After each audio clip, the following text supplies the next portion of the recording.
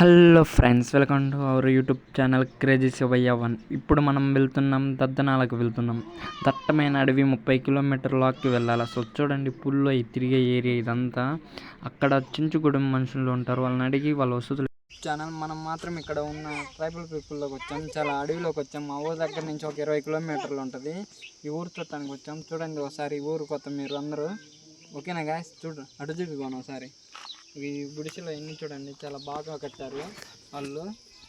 ఓకేనా గాయస్, ఇప్పుడు వాళ్ళ దగ్గరికి వెళ్ళి తెలుసుకున్నాం ఇక్కడ అంటే వసతులు ఎలా ఉన్నాయో, ఎలా కలుగుతుందో మొత్తం.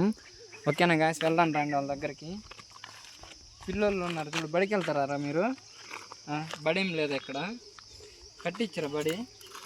చెప్పు, ఏం కాదులే. ఎంతవరకు ఉంది?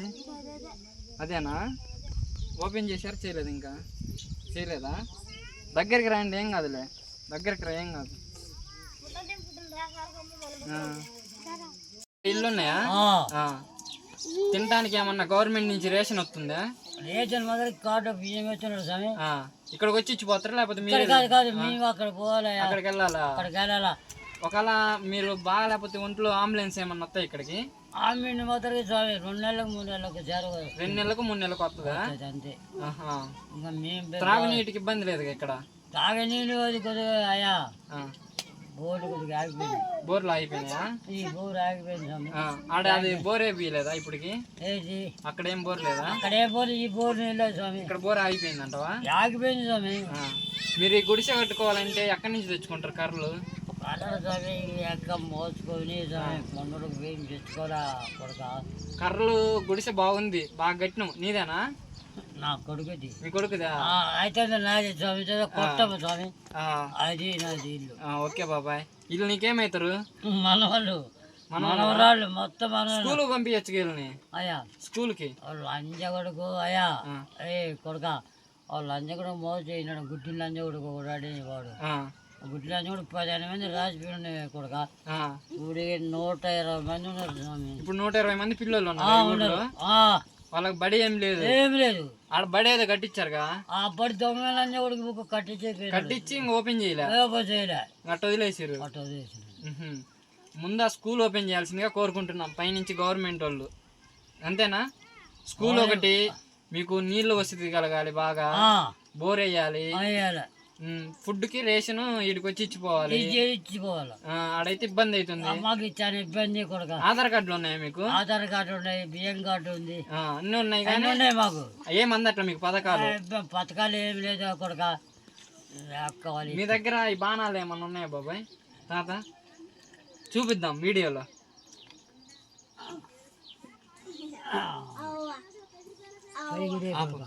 నాడు గుంతలు తీపిచ్చారంట, కానీ ఇల్లుకి కట్టియడానికి మాత్రం ఏమి ఏర్పాటు చేయలేదంట.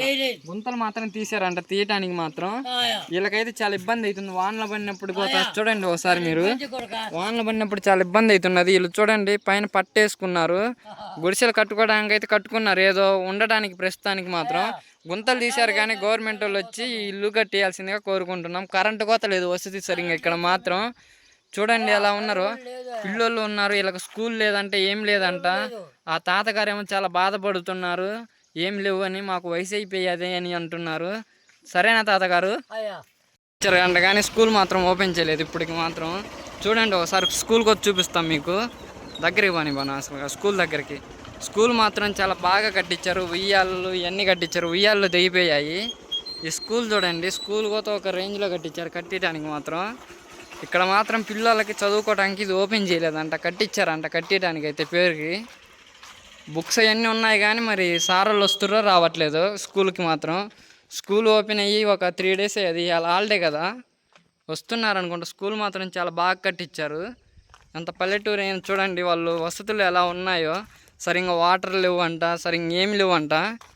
ఓకేనా, ఇంకొకరిని అడిగి తెలుసుకుందాం అసలు వాళ్ళు ఎలా ఉంటుందో వసతిది.